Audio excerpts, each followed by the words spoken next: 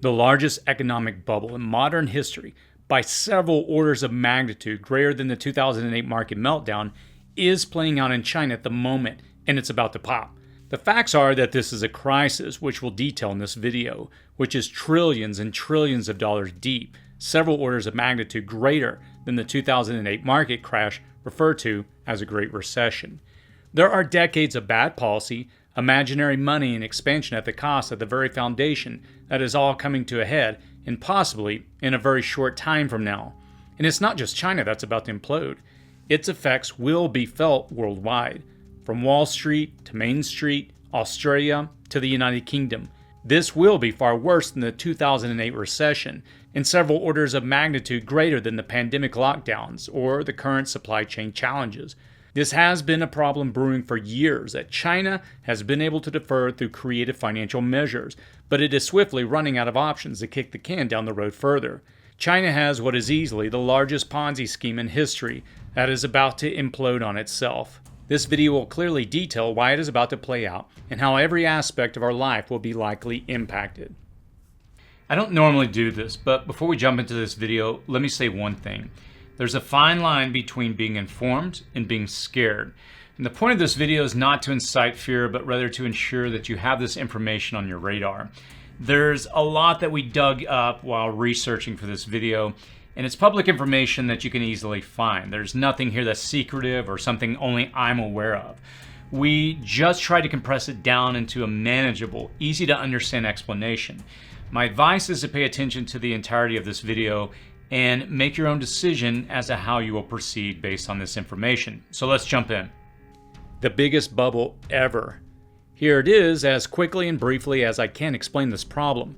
Real estate makes up 29%, almost a third of China's gross domestic product. An estimated 70% of Chinese households' wealth is tied up in real estate. Still, there are currently 65 million empty homes. The Chinese people have invested their money into the most stable investments in their country, which is not the stock market or foreign investments. It is real estate. China has long been a very isolated country, so foreign, non-governmental sanctioned investing isn't really an option for its citizens. The government controls and regulates everything.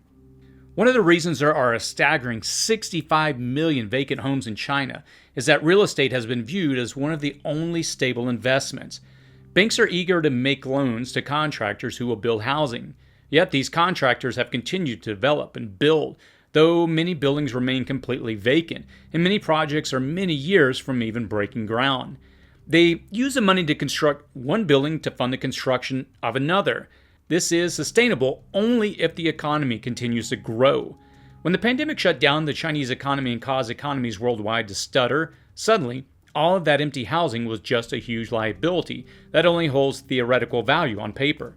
In fact, COVID lockdowns resulted in many developers being unable to complete hundreds of massive apartment projects, and they have already defaulted on their loans. And it's not just vacant physical homes. There has long been a pre-sale strategy that developers have utilized where they take a loan to build one property, and while that project is underway, they use the funds to start construction on another build. It's estimated that 85% of construction projects are funded this way. So developers are massively over-leveraged in incomplete properties. People are making mortgage payments on properties that aren't even built yet. Can you imagine buying a first, second, or third property that is several years from completion? That is far worse than the subprime loans that led to the 2008 global recession. At least then, the property asset actually existed. Here, it does not. It's similar to a Ponzi scheme in that it only works so long as investors are eager to fund the projects, and that's not the case right now. Chinese citizens stopped making mortgage payments for properties where work was halted. This is a crisis of more than $300 billion. The Chinese government has struggled with a $148 billion bailout and has suggested a grace period for mortgage payers. It is important to remember at this point that the lack of investments for the average citizen has resulted in real estate as pretty much the only possibility. There are more second home buyers and almost more third homeowners than first-time buyers. So the average Chinese citizen is heavily leveraged in investments in vacant properties or paying a mortgage on properties not yet built, not stocks, bonds, 401ks, mutual funds, foreign investments, precious metals, or even cryptocurrencies. Chinese citizens are so outraged that many have taken to the streets to demand their money from the banks. The Chinese government's response has been to send in tanks and troops to establish order and to freeze their citizens' deposits. Why is it really bad? China is the second largest economy in the world. Two important numbers to pay attention to are 72% and $9.2 trillion. First, the 72%. Property sales fell 72% compared to the same period last year. There's a clear sign that Chinese investors no longer view real estate as a safe investment, so money is not going into this Ponzi scheme any longer. The Chinese are also refusing to make mortgage payments on stalled housing projects. When those payments cease to flow in, developers are forced to default on their loans. This is where the $9.2 trillion come in. That is the estimated exposure to the property sector. More than half of that is in the form of mortgage loans. These are genuine and scary numbers that are well documented. $9.2 trillion is 12 zeros. It's the equivalent of 565 Jeff Bezos. It's 3/4 of China's total GDP. It's more than the entire GDP of Germany, France, and the United Kingdom combined. 9.2 trillion is 159% larger than the total number of every US dollar in circulation. The Greek debt crisis of 2015 sent tiny shockwaves worldwide that are still reverberating today. And that was an insignificant fraction of the 9.2 trillion. The 2008 subprime housing crisis in the United States that plunged the world into a recession was among the 5 worst financial crises the world has ever experienced, and it led to a loss of more than $2 trillion from the global economy. As bad as that was, it was just over a fifth of the size of this looming Chinese crisis. You may have heard of Evergrande because that company defaulted to the tune of over $300 billion. But do you know the other major real estate development companies? Sunic, Kaiser Group, China Ouyam, and Shumo Group have all been delisted from China's financial markets. The list of companies being delisted from the U.S. stock market is also growing by the day, as Chinese companies refuse to report just how bad it really is in their disclosures required for listing on American exchanges. Currently, over 260 Chinese stocks may be delisted from the U.S. exchanges because they may not comply with third-party, impartial international auditing requirements. That could potentially deflate the stock markets to the tune of $1.3 trillion. Keeping with the same analogy, that's the equivalent of 8 Jeff Bezos. How bad will it get? Unfortunately, we don't really know how bad this will get before it gets any better. China doesn't have an excellent track record of reporting accurate numbers, so we don't know where the bottom of this imminent collapse really could be. It's difficult to tell even how the collapse will occur. It's been known about and predicted almost every year since 2016, yet it only seems to darken in scope. Currently, the ruling Chinese Communist Party has lowered interest rates, bailed out developers to encourage them to complete projects, and injected massive amounts of cash into their economy, triggering gains in their bond market. As they encourage builders to complete projects under penalty of imprisonment, will the new housing projects be habitable as corners are cut? Will there be any confident buyers? Or will the new housing simply be added to the 65 million currently vacant properties? The Chinese government is freezing many of their citizens' bank accounts to the tune of $6 billion of deposits. They had already continued to lower the reserve requirements for their banks to keep their economy chugging along unfettered. This means that banks could collapse if more than 10% of their people withdraw their money simultaneously. That low reserve amount means that money has been lent again and again and again. And it doesn't exist but on paper somewhere. And most of it has been pumped into more and more real estate projects that have yet to even break ground. All of the CCP's efforts right now have only managed to kick the can down the road a little further, but they're running out of road. Should we cry wolf at this point? The evidence is all there that a wolf is at the door. I've seen predictions of China's imminent collapse ranging from next week to next year, when hundreds of millions of bond payments are due.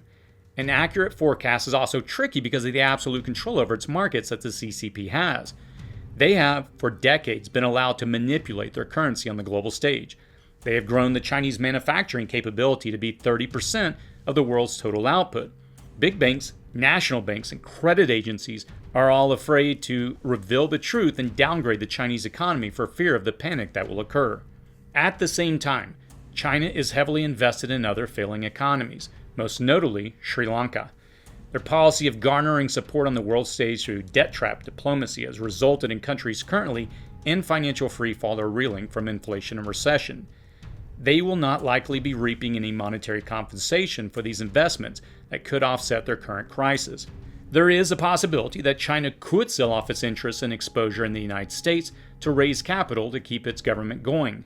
That could dramatically impact the United States market. There's more to China's problems than just a real estate problem. The global consumer market is shrinking, bringing less revenue into the country and dropping their GDP. There's a massive debt from the country's high-speed railway network that is flashy but operating at less than 40% of its capacity. COVID lockdowns, as I covered in other videos, have shuttered factories, reduced freight and cargo output, forced citizens out of jobs, and locked them in their homes. The citizens are in a constant state of unrest under the zero COVID policies, though that rarely takes the form of physical revolt because of the heavy-handed authoritarian nature of the government. It is often quietly done through social media, work slowdowns, or tiny acts of rebellion that furthers erode GDP. Banks in China are declaring bankruptcy at an alarming rate because their fractional reserves are just 10%, and they are way over leveraged. They are up to 10 times over leveraged, as they have loaned out money that they essentially didn't have for projects that will never be completed. Why aren't they telling you? It's easy to dismiss the China crisis. After all, that's many miles from us. How could their collapse possibly impact us? First, China makes up almost 1/3 of all the world's global output for manufacturing. That's everything from integrated circuits to insulators and other electrical machinery for power plants to plastics and building materials. Imagine 1/3 of all the parts that you need to keep your country's grid functioning, your country's houses being built, and your transit systems running, suddenly in scarcity or questionable supply. Second, as China finds itself in deep need of generating actual, tangible capital, it will dump the debt it bought from other countries. China has extended loans for decades to developing and developed countries. The country holds over $1 trillion in U.S. Treasury bonds alone. As national banks enter a monetary tightening cycle worldwide, China will likely use its investments in other countries to hold sway over those countries. Already several credit rating agencies like Moody Corp, S&P Global Ratings, and Fitch Ratings Inc. won't assign a grade to China lower than a C. International rating agencies and fund managers are not currently assessing how dark China's economy is right now, because it would cause global panic and unleash massive restructuring and collapses in the financial markets at a time when the world is actively in a recession and recovering from COVID, supply chain failures, and an ongoing Russian-Ukrainian war. Why tell the passengers the plane is going down when there's no hope of avoiding the crash?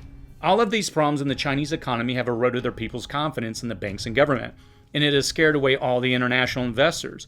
We know that based on China's historical actions, there are several moves it may make that will hurt the world while it tries to save itself. Without investors and money coming in, default, it's inevitable. In September, which is why many say this will melt down within the next 28 to 30 days, more than $2 billion in high-yield property developer debt is due. That's twice as much as was due this month when these same developers beg for extensions. So, with household wealth in China collapsing, payments coming due, and the CCP running out of options, they will likely go after the CEO of these development companies and their own wealthy investors. After all, the people want a villain, and the CCP and Xi Jinping are unwilling to play that role. We will likely see significant saber rattling over Taiwan and the South China Sea as a bargaining chip and a threat to world peace. It is likely that we'll see China dumping assets and massively restructuring their economy as they move away from high GDP and further into communism. While the CCP could still kick this further down the road, as they've done for the last 5 years, it is very likely that we will see the first stutter step of a much greater fall as early as next month. What should you brace for? I'm not going to gloss over this or downplay it like the world leaders and banks are doing right now. I don't recommend that approach.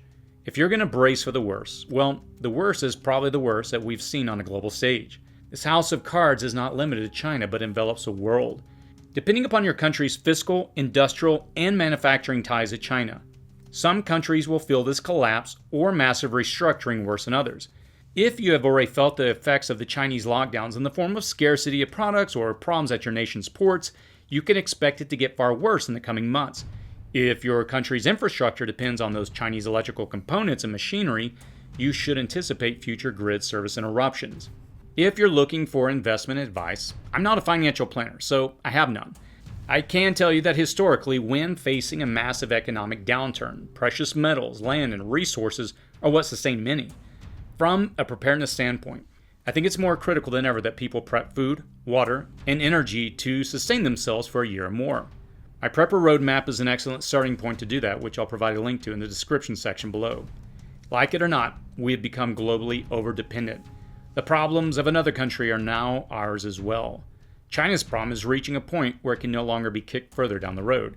It's unraveling with ever more tremendous momentum. Prep for the worst. As always, stay safe out there.